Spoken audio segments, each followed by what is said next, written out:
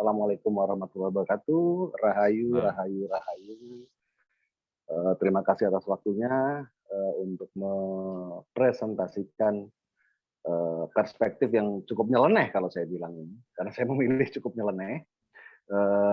Jadi saya memberi judul Nusantara atau Nuswantara dalam kurung Jawa meninjau perkembangan dunia. Kenapa memang saya memilih judul ini nih memang agak sedikit out of the box ya. Umumnya memang orang-orang itu atau keseringan kalangan peneliti atau peninjau itu selalu menggunakan teori-teori barat. Teori-teori yang import dari luar untuk melihat perkembangan sosial, perkembangan peradaban, atau bahkan merekonstruksi peradaban. Jadi justru saya pengen melihat dari Jawa, melihat bagaimana Jawa itu menyikapi dunia, termasuk perkembangan dunia. Alasan yang pertama saya gunakan untuk melihat adalah pertama bahwa perkembangan itu sendiri sekalipun tidak identik dengan kebaikan dan kebenaran, itu bukan milik satu perspektif dari satu bangsa atau peradaban. Artinya memang Jawa sendiri pun juga memiliki perkembangannya. Yang kedua, Jawa pun juga menjadi bagian dari gerak dunia yang juga kita tidak bisa lepaskan. Dan yang ketiga, Jawa jelas memiliki peradaban yang kita bisa lihat bukti-bukti peradabannya yang ada di sini. Nah, persoalan dalam membicarakan Jawa ini memang agak pelik ya kalau saya pikir ya, karena memang pertama-tama sering sekali kita menggunakan teori-teori atau cara pandang yang sudah ada selalu melihat Jawa agak sedikit negatif atau dari perspektif yang katakanlah misalnya bagi kalangan Islam mungkin tidak Islam, kira-kira begitu. Padahal kalau kita telah lebih lanjut, ternyata Jawa tidak seperti itu. Dan memang cukup unik nanti kalau kita melihat Jawa. Yang kedua, Jawa selalu dituduhkan sebagai peradaban yang tidak pernah memiliki budaya literasi. Nah, ini juga persoalan yang perlu ditinjau lebih dalam, karena memang menjadi pertanyaan besar, kenapa ada catatan sejarah di mana kolonial mencuri atau membawa jutaan naskah dari Nusantara ke Eropa. Jadi kita perlu bertanya lagi, bagaimana dikatakan sebagai bangsa yang tidak memiliki budaya literasi, sedangkan literasi sendiri itu pun juga sesuatu yang perlu kita sikapi, apakah harus berabjad alfabet atau apa segala macam, itu perlu kita tinjau lebih lanjut. Lalu kemudian persoalan yang lain terkait pada judul ini, saya ini terinspirasi dengan Eyang Sunan Kalijogo. Nah, ini jadi masalah. Kalau saya bilang saya terinspirasi dengan Eyang Sunan Kalijogo, sopo kuwi. Itu kan jadi persoalan. Oke, saya coba pinjam sedikit dari perspektif barat saja. Jadi saya gunakan perspektifnya Paul Radin. Itu tahun 1900, ya sekitar abad 20-an. Paul Radin itu menulis buku yang judulnya Primitive Man as Philosopher. Nah, artinya di sini saya mencoba ingin menawarkan bahwa kalau Jawa dikatakan sebagai bangsa primitif, oke, mari kita lihat apakah seorang primitif ini bisa memberikan solusi bagi peradaban atau tidak, kan gitu.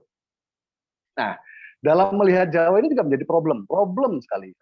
Pertama, pada saat kita melihat Jawa atau pada saat saya meneliti Jawa, saya bingung menentukan teori. Teori yang mana yang harus saya gunakan untuk melihat Jawa. Di lain, teori-teori itu sifatnya sangat membatasi, bahkan berkarakter reduktif. Karena memang secara rasional kita pahami bahwa teori itu hanya ingin mencoba mendekati sebuah praksis, baik itu alamiah atau non alamiah, sehingga hal tersebut bisa diulang kembali. Tapi apakah kemudian hasil teori selalu bisa diulang kembali? Saya pikir secara eksakta pun itu tidak ditemukan. Di mana teori selalu akan menjadi problem yang hanya bisa mendekati saja dan tidak bersifat absolut. Lalu kemudian yang kedua, problem meneliti buat saya secara keseluruhan itu adalah penentuan batasan. Batasan ini jadi persoalan. Pada saat saya menghadapi Jawa misalnya, ditanya, Jawa mana? Lalu kemudian pada saat bicara tentang Jawa, apakah Jawa itu Indonesia keseluruhan? Lalu kemudian dibatasi lagi, apakah Jawa itu berhubungan dengan bangsa Eropa? Atau tidak, atau bagaimana? Jadi batasan ini menjadi masalah. Secara rasional tentu kita tidak menolak ya, bahwa batasan itu sebagai satu jalan untuk kita mencoba mendekati sesuatu, tetapi batasan juga berkonsekuensi reduktif, yang artinya pada saat kita membatasi sesuatu, atau paling tidak objek penelitian, objek yang diteliti, kita tidak bisa melihat itu lebih jauh. Misalnya budaya Jawa kita tinjau dari perspektif etika, maka kita akan melihat bahwa etika Jawa itu sebagai etika yang bersifat apa namanya ya, formal, bersifat hanya hubungan antara manusia saja atau hubungan dengan alam saja, atau lewat teori ekonomi misalnya. Akhirnya kita hanya melihat Jawa dalam perspektif pragmatis yang ekonomik. Nah ini jadi problem. Tentu ini saya merangsang seperti apa yang pernah saya dengar dari presentasi Ibu Wardah di channel yang sama, bahwa stimulasi untuk mendekati cara interdisipliner dan multidisipliner adalah jalan untuk kita melihat sesuatu yang lebih hakiki ya, kira-kira begitu. Lalu kemudian di halaman yang ketiga dari presentasi saya mencoba mengutip tulisan Richard atau Nisbet yang diambil dari buku The Geography of Thought, di mana Asia dan Barat itu berpikir secara berbeda. Dan kenapa? Jadi ada satu kesimpulan besar yang ditarik oleh Nisbet di sini, bahwa dia melihat cara berpikir Barat itu relatif khusus, partikular, dan kemudian sangat pragmatis. Sedangkan cara berpikir Timur jauh berbeda, lebih kompleks, lalu kemudian universal dan non pragmatis. Artinya orang Timur itu tidak bisa memisahkan antara saya dengan hutan, antara saya dengan langit, antara saya dengan tetangga saya. Ini jadi persoalan yang menunjukkan bahwa ada satu masalah apabila nalar Barat itu menjadi satu-satunya jalan untuk mendekati nalar Timur. Tentunya akan terjadi reduktif. Karena kita bisa lihat, landasan epistem yang membangun struktur pemikiran saja sudah berbeda jauh. Tapi bukan berarti saya tidak mengatakan bahwa hal tersebut tidak bisa dilakukan. Tentu bisa. Tapi hasilnya yang kita perlu pahami secara konsekuensi, sampai di mana kita bisa memahami hal tersebut.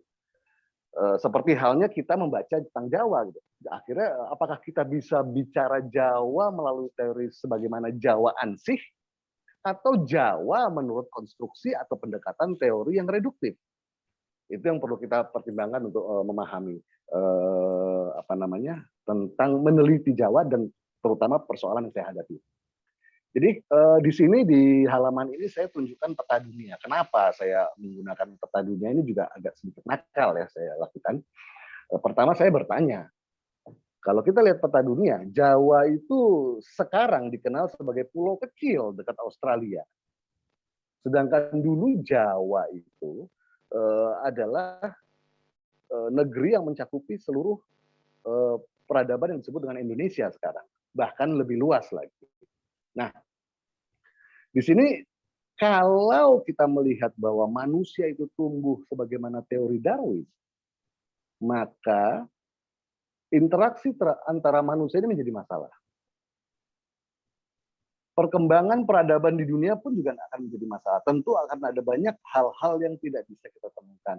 Dan ini juga memiliki konsekuensi bahwa Tuhan pun juga tidak ada hubungannya dalam perkembangan atau evolusi makhluk di permukaan bumi.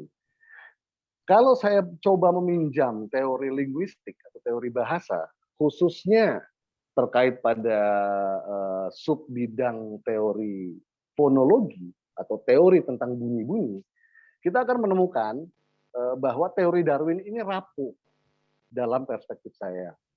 Karena apa? Karena ternyata kalau kita melihat peta dunia ini, kita lihat peta global ini,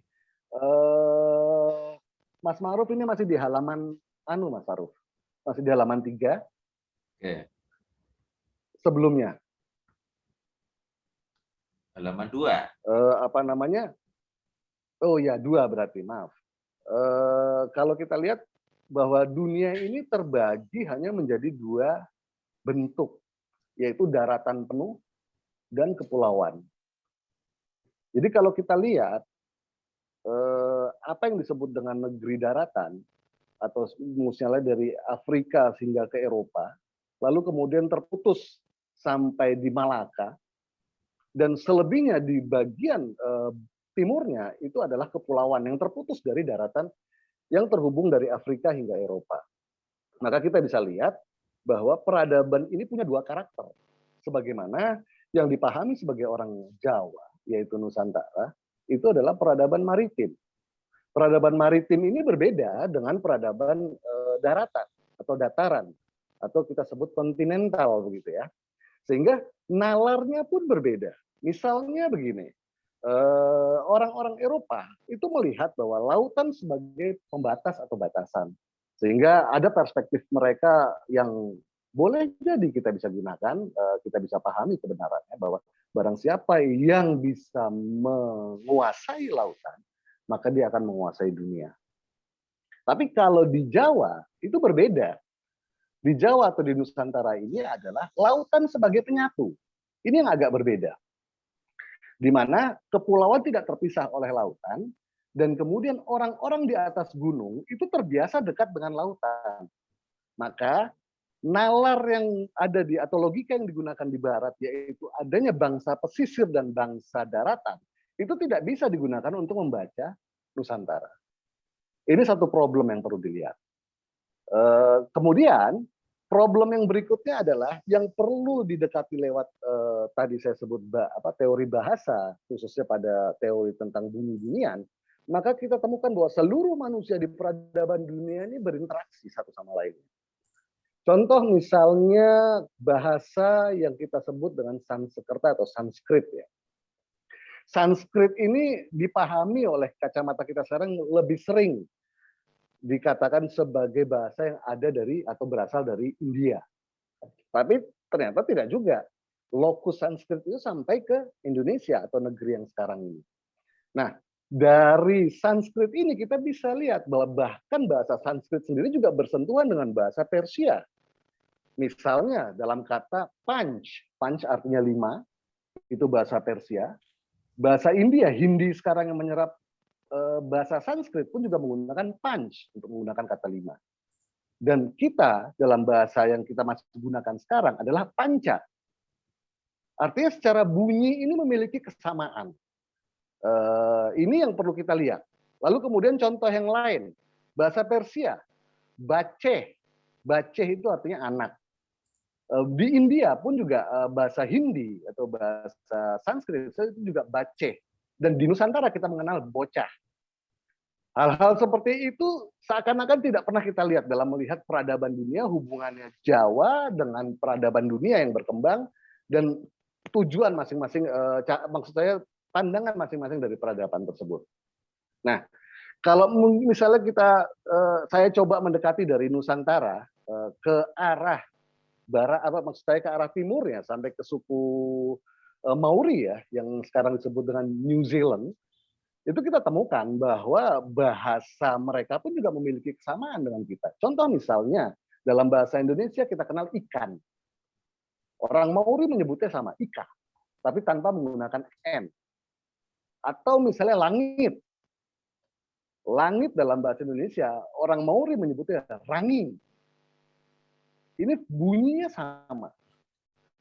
Kutu kebetulan juga sama kutu. Nah, Kembali saya lebih dekatkan lagi ke pendekatan bahasa, misalnya Jawa, bahasa Jawa, yang juga mempengaruhi bahasa Indonesia sekarang, itu punya kedekatan dengan bahasa Filipina. Contoh inem dan enam.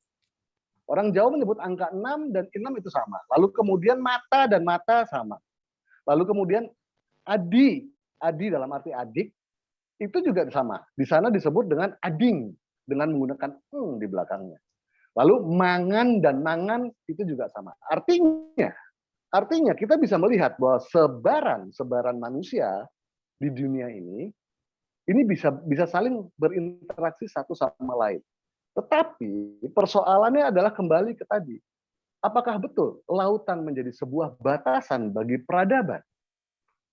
Kalau dia batasan, maka kita lihat bangsa yang disatukan oleh laut akan memiliki kecenderungan untuk mengarungi laut. Dibandingkan bangsa yang dibatasi oleh laut, maka dia kecil memiliki tendensi untuk mengarungi atau menyeberangi laut, kecuali ada dorongan-dorongan tertentu. Nah, dari sini nanti kita akan lihat, mungkin kita dulu pernah dihibur ya, film dari Disney yang berjudul Moana. Moana itu artinya ocean atau lautan. Moana, lalu kemudian Moana ini memiliki kesamaan di dalam filmnya, yaitu tentang Dewi Gunung yang dicuri hatinya berupa batu, yaitu yang disebut dengan saya lupa siapa, Nefiti kalau nggak salah, Nefiti, dan itu sama dengan Pertiwi.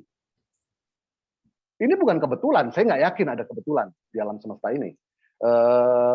Yang artinya memang sampai ke bangsa Maori, dari Nusantara sampai ke bangsa Maori itu memiliki interaksi yang cukup kuat, yang juga mempunyai prinsip bahwa puncaknya bagi manusia adalah matriarki atau keibuan, atau ibu atau perempuan. Oke, terus kemudian di bab berikutnya kita lihat konsekuensi geografis dari posisi Nusantara itu sendiri.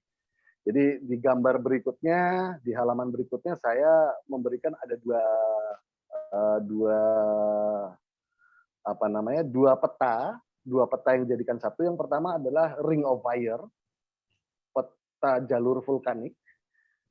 Yang kedua adalah pergerakan lempengan bumi. Nah, konsekuensi dari sini ini sangat banyak bagi negeri Jawa atau Nusantara. Pertama, yaitu adalah bencana. Kalau dalam perspektif orang sekarang, bagi orang Jawa tidak ada perspektif bencana. Jadi gunung meletus atau tsunami dan itu bukan dikatakan sebagai bencana. Ini agak berbeda. Pertama, bencana dari pergerakan geologi, tektonik. Yang kedua adalah bencana dari vulkanik. Kita bisa lihat misalnya di catatan di naskah Pustaka Raja, pustaka kuno dari manuskrip Jawa, itu menjelaskan di abad 5, Gunung Krakatau itu meletus dan memisahkan antara Sumatera dan Jawa. Yang artinya pada saat itu, artinya pada saat penulisan itu belum ada ilmu yang disebut dengan ilmu geologi. Artinya pembacaan itu sudah menjadi pembacaan yang dilakukan oleh leluhur terlebih dahulu, lalu kemudian berlanjut sampai ke generasi-generasi Jawa berikutnya. Nah, konsekuensi yang lain, ini yang menarik mungkin kita tinjau, walaupun memang perlu dilakukan penelitian lebih lanjut. Dari gerakan lempengan bumi, kita lihat ada 3 gerakan lempengan bumi mengarah ke Nusantara, khususnya ke Indonesia, yaitu Eurasia, lalu kemudian Pasifik, dan kemudian dari Australia. Ini menjadikan Nusantara dalam keadaan yang betul-betul ditekan oleh 3 tekanan lempengan bumi. Yang tentunya kalau kita melihat kecenderungan gerak lempeng bumi ini melalui pendekatan teori statika teknik, kita bisa membaca kenapa kemarin terjadi bencana di Palukara, kira-kira begitu. Itu konsekuensi dari lempengan bumi. Tapi ada konsekuensi lain yang saya pikir ini perlu juga ditinjau, yaitu masalah mineral, masalah minyak bumi, masalah emas. Yang artinya kita sebagai negeri menjadi negeri yang menampung atau muaranya bagi mineral-mineral yang ada dibawa oleh lempengan-lempengan bumi ini. Boleh jadi berangkat dari Australia belum matang, sampai di sini sudah matang. Sebab itu saya sangat yakin kenapa dahulu kala di saat kerajaan-kerajaan Nusantara menjadi satu kerajaan yang cukup mumpuni di negeri Asia, katakanlah begitu, itu menjadi tolak ukur nilai emas. Karena memang emas menjadi salah satu mineral yang diminati di seluruh dunia dan sebagai satu-satunya nilai paling tinggi untuk perdagangan. Jadi kalau kita lihat dari peta ini saja, kita bisa lihat kita ini negara masuk dalam negara yang mana? Apakah kita negara maju, miskin, atau berkembang, atau bagaimana? Karena nyatanya sumber daya alam kita luar biasa. Jadi itu perlu ditinjau kembali dengan penelitian-penelitian yang lain. Lalu kemudian terkait pada pemilihan judul dan penggunaan kata Nusantara. Kenapa saya menuliskan Nuswantara? Yang bunyinya pun juga sama, Nusantara. Ini sesuatu yang juga perlu kita lihat. Pertama, kalau kita menerima konsekuensi dari penggunaan kata Nusantara dalam etimologi Nusa dan Antara, yang artinya tempat yang dihuni dan itu berpisah-pisah karena lautan, tentu nalarnya akan sama dengan nalar darat atau nalar kontinental. Tetapi dalam operasi bahasa Jawa yang disebut dengan Kirotoboso atau Jarwodoso, itu juga menjelaskan tentang Nuswantara sebagaimana Nuswantara itu digunakan dalam naskah kuno Jawa. Jadi di mana Nuswantara itu adalah penggabungan dari beberapa kata menjadi satu kata utuh, yang di mana Nusa itu artinya negeri, Swa itu adalah mandiri, lalu kemudian Anta adalah kesatria suci, atau Satrio Pinandito, yang ketiga, yang keempat adalah Tara, orang yang diagungkan atau dihormati. Jadi Nuswantara ini cukup kalau diterjemahkan secara etimologis dengan bahasa dari mereferensi pada cara pandang Jawa, ini kelihatannya emang angkuh. Tapi kalau kita kembali ke letak geografi dan konsekuensi geografis dari Nusantara sendiri, ini sangat wajar. Siapa yang berani tinggal di negeri yang penuh bencana? Siapa yang berani tinggal di negeri yang selalu berguncang? Kira-kira begitu, kecuali hanya orang-orang yang suci, kesatria-kesatria yang suci. Dan tentu karena keberaniannya dia dihormati.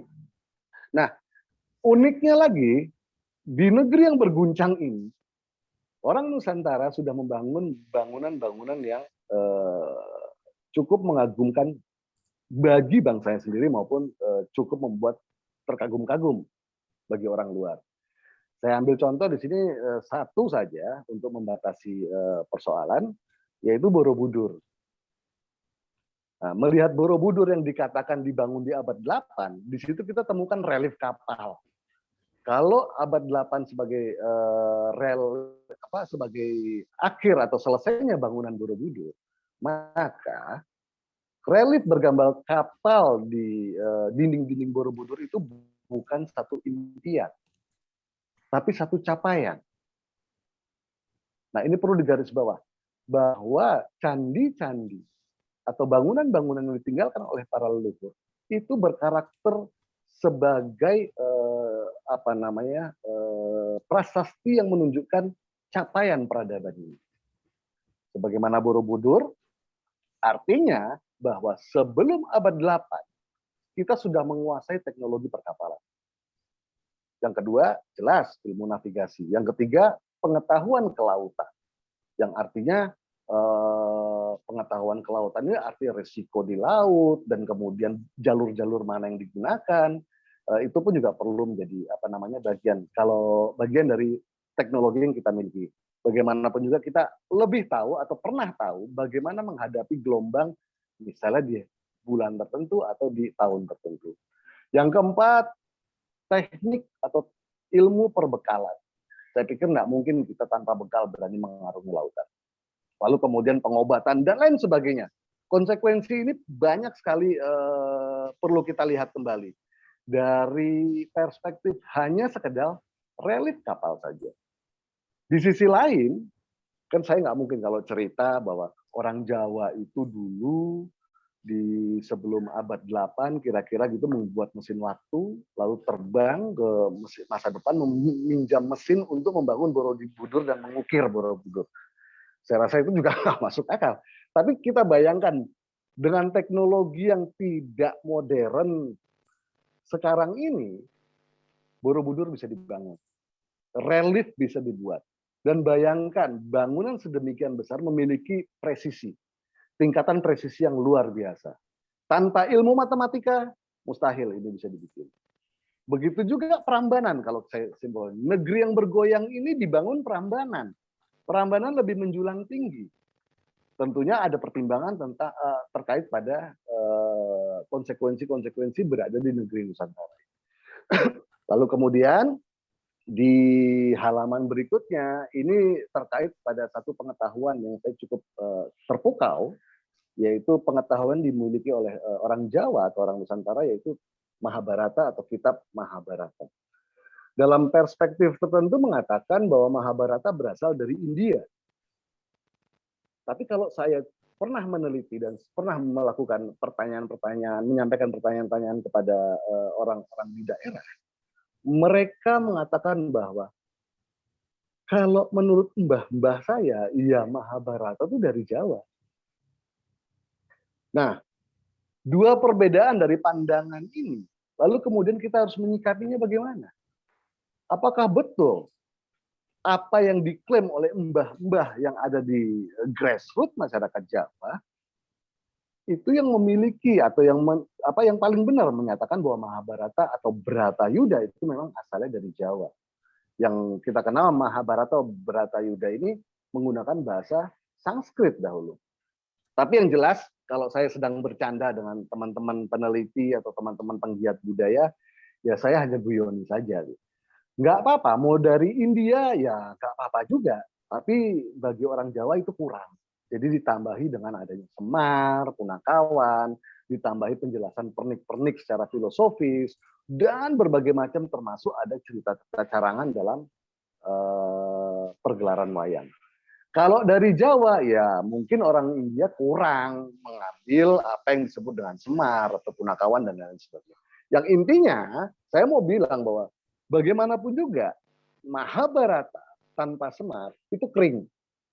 Nah, inti dari cerita Mahabharata ini saya kok punya satu dugaan ya bahwa Mahabharata ini sudah merupakan ramalan bagi peradaban manusia. Minimal di situ digambarkan tentang adanya karakter-karakter manusia atau peristiwa-peristiwa yang akan dialami manusia sejauh alam semesta ini bergerak, sejauh manusia ini mampu bergerak di dalam alam semesta. Contoh misalnya adanya karakter yang memiliki sifat, misalnya dia disakiti, dia dilukai, tetapi apapun yang diminta oleh musuh dia berikan. Apakah ada? Nanti kita bisa lihat. Ini adalah karakternya Yudhistira. Lalu kemudian ada karakter lain misalnya dari Mahabharata seperti Abhimanyu misalnya. Abhimanyu dikisahkan dia menerima wahyu.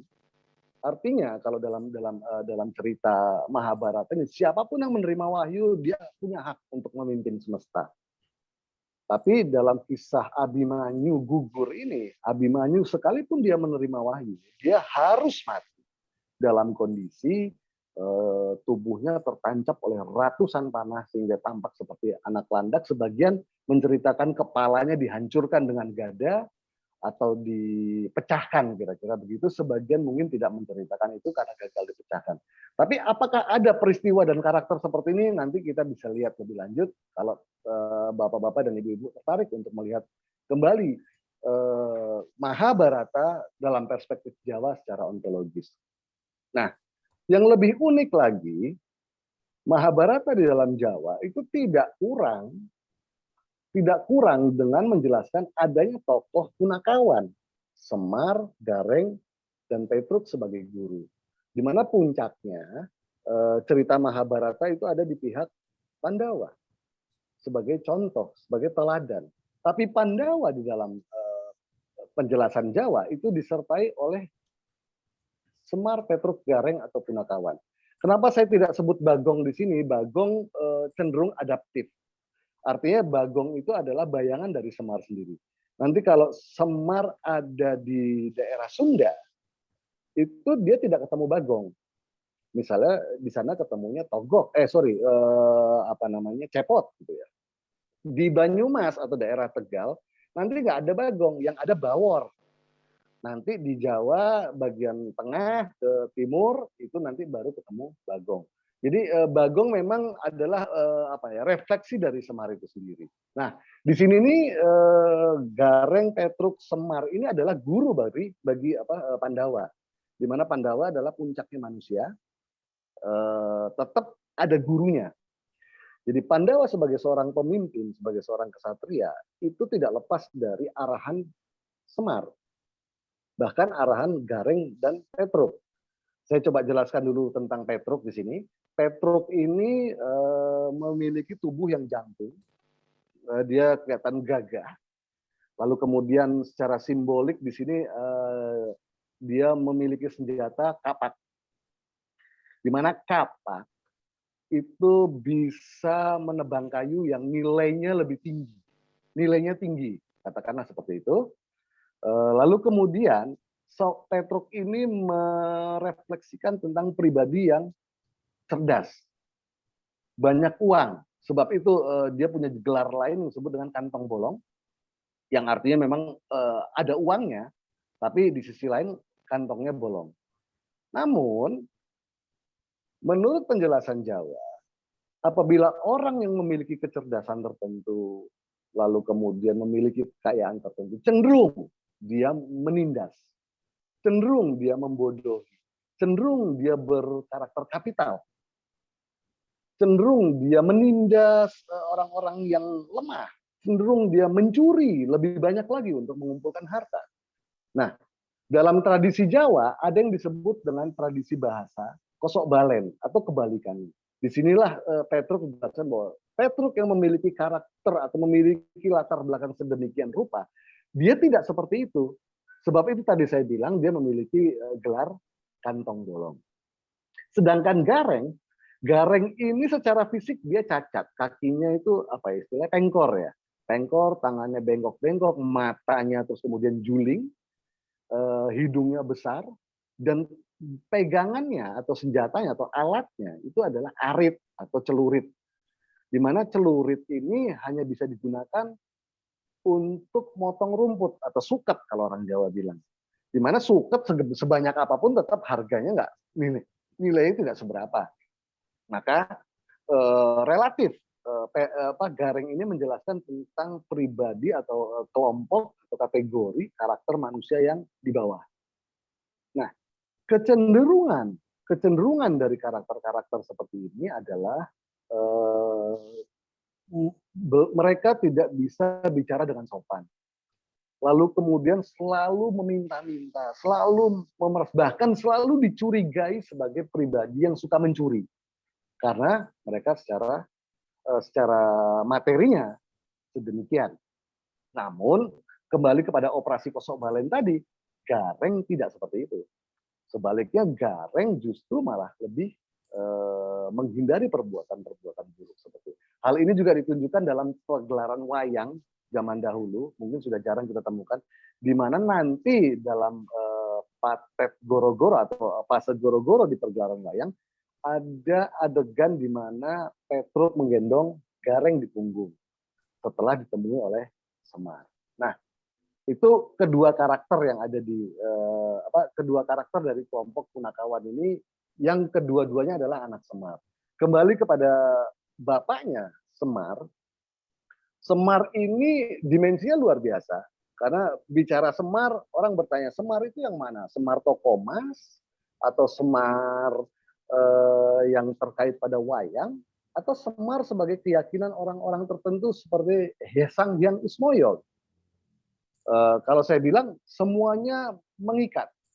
termasuk juga Semar sebagai simbol tokoh emas itu mengambil dari beberapa karakter atau sifat-sifat yang dimiliki oleh Semar.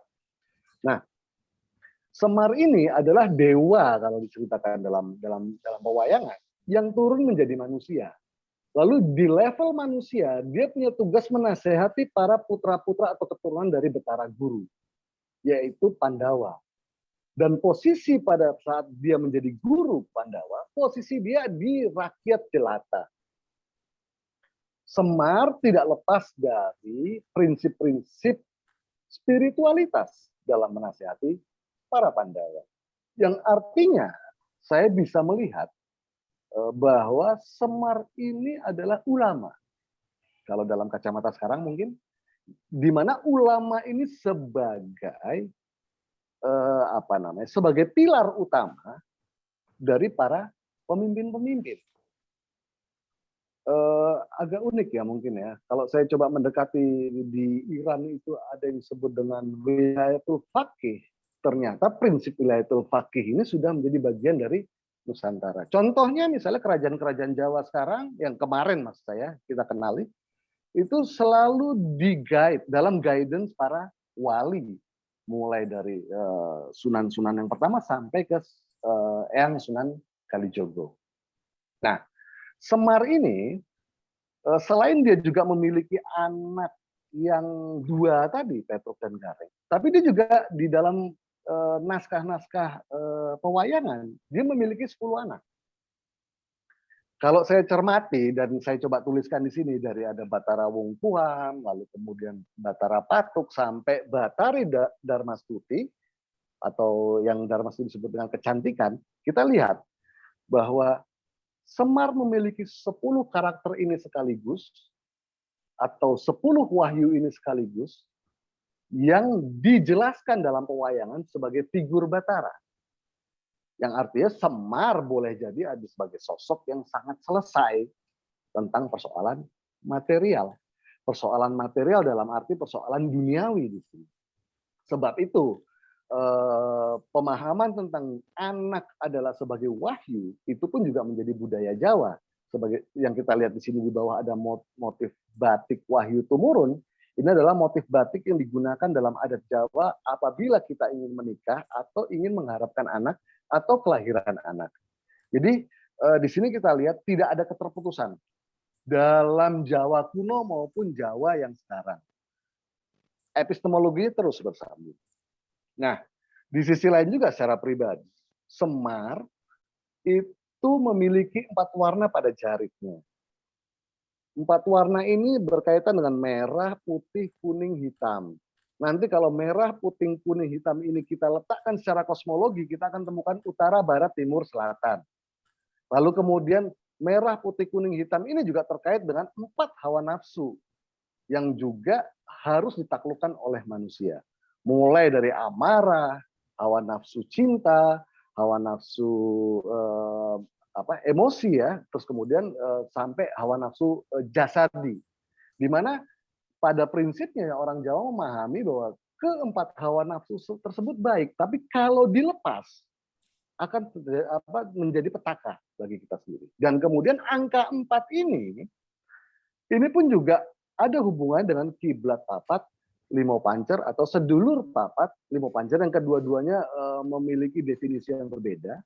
Tetapi yang jelas dalam naskah Jawa juga menjelaskan bahwa Semar itu adalah termasuk bagian yang menata sedulur papat. Nah, di sini selintas dari penjelasan tentang Semar, dalam penelitian saya menegakkan satu pandangan bahwa Semar itu adalah simbol bagi insan kamil.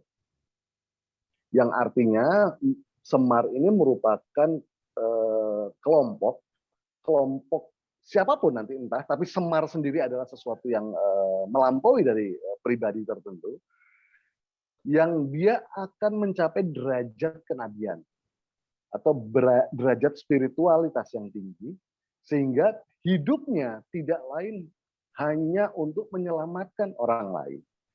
Hidupnya hanya untuk orang lain, membimbing dan menyelamatkan orang lain, dan bukan menentukan dirinya sebagai penguasa.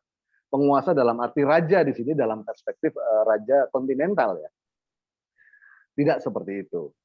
Sehingga di sini saya sudah bisa menjelaskan yang kedua dari Semar itu adalah orang yang selalu membawa kita menuju kepada pengetahuan Tuhan. Mungkin agak panjang saya menjelaskan, ada beberapa lakon-lakon wayang dari Semar yang menegaskan atau menjelaskan bahwa tujuan manusia itu adalah kembali ke Tuhan.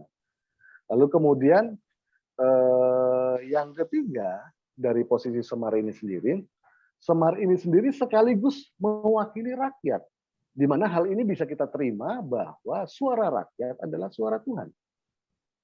Nah, melalui dari pemahaman Semar-Semar ini, maksud saya tokoh-tokoh dari keluarga Semar ini, kita bisa lihat bahwa perspektif yang ada di dalam peradaban Jawa itu tidak lepas dari yang disebut dengan spiritualitas. Sehingga di sini dalam pemahaman lebih jauh, di dalam Jawa itu sudah menjelaskan hakikat manusia itu seperti apa, lalu kemudian hakikat alam itu seperti apa, batasannya sampai di mana, lalu Tuhan itu bagaimana, dan hubungannya antara ketiga aspek ini bagaimana. Dan ini dalam Jawa disebut dengan sangkan paraning dumadi. Kenapa saya menjelaskan kembali kepada bagaimana orang Jawa menjelaskan hal-hal tersebut atau menyebut hal-hal tersebut. Kembali saya ingin mencoba melihat atau mengajak bapak-bapak, ibu-ibu, sesederhana misalnya Mas Ma'ruf saya nilai gitu ya. Mas Ma'ruf ini tipikalnya begini loh. Mas Ma'ruf secara pribadi akan mengatakan, wah sok tahu aja dia. Yang lebih tahu saya itu kan saya. Kira-kira begitu. Sesederhana itu. Yang artinya Jawa memiliki penjelasan Jawa ansih yang perlu kita dengar. Yang boleh jadi teori apapun itu justru malah mereduksi tentang Jawa itu sendiri. Nah, setelah kita memahami bahwa aspek kehidupan Jawa itu tidak ada yang profan dalam kacamata saya, totalitas keseluruhannya ada sakral, dan yang sakral ini mencakupi dari 8 pengetahuan yang dimiliki Jawa. Apakah ini satu kebetulan atau tidak kalau kita melihat bahwa misalnya patung atau arca Dewi Durga ya memiliki 8 tangan. Apakah itu yang dimaksud? Mungkin membutuhkan penelitian lebih lanjut. Yaitu terkait pada tata busana, ilmu tata busana, pangan. Nah, di sini sempat beberapa minggu lalu saya menjelaskan tentang tandur karena saya dijelaskan oleh orang Jawa sendiri bahwa tandur itu terdiri dari 2 kata, tan dan dur. Tan itu tidak, dur itu bencana. Yang artinya tindakan bertani atau tandur itu adalah tindakan yang tidak mendatangkan bencana. Bencana bagi siapa? Bagi yang menanam, bagi yang ditanam, bagi tempat yang ditanam, dan bagi hama. Yang artinya tidak ada upaya untuk merusak keseimbangan alam yang sudah terjadi sebagai fitrahnya alam. Kira-kira begitu. Mungkin ini bisa dilihat bagaimana pola tanam di Desa Cipta Gelar ya. Saya pikir itu juga memiliki perspektif yang sama, landasan pengetahuan yang sama. Yang ketiga, arsitektur. Bagaimana orang Jawa membangun arsitektur pun juga tidak lepas dari spiritualitas. Di mana kita bisa lihat simbol-simbol tentang misalnya katakanlah Tuhan, kemudian para nabi, termasuk juga yang paling terakhir adalah Muhammad dibentuk sebagai ukiran-ukiran tertentu. Atau misalnya jarit batik yang parang gitu ya. Batik parang itu dijelaskan oleh para penggiat Jawa atau pelaku Jawa itu adalah disusun dari 2 huruf lam alif. Yang pertama la, tidak ada Tuhan kecuali Tuhan. Yang la berikutnya tidak ada nabi kecuali Muhammad. Nah, ini juga perlu dilihat apakah betul memang ada gap antara Jawa kuno dengan Jawa yang sekarang dilihat sebagai Islam. Itu perlu kita tinjau lebih lanjut. Sebab menurut saya sebagai satu peradaban kalau sudah mencapai penaklukan terhadap maritim, mustahil kita tidak akan dengar tidak mungkin kita tidak mendengar kabar nabi. Yang dimana para cendekia mencatat ada 124.000 nabi di dunia.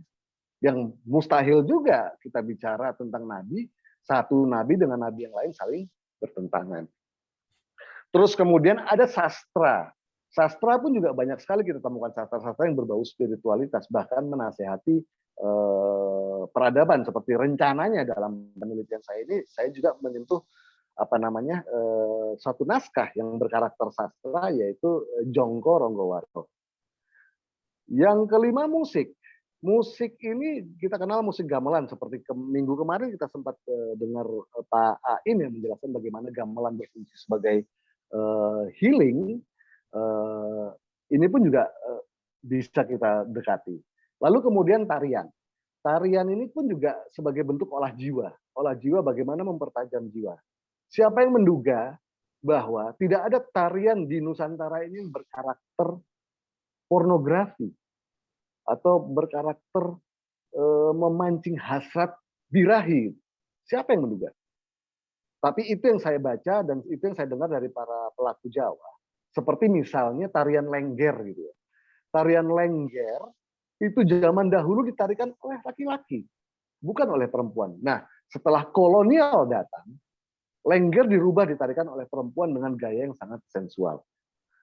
Ini yang menjadi pergeseran yang kadang-kala orang-orang sekarang juga tidak mengenal kembali sebagai apa fungsi tari di sini.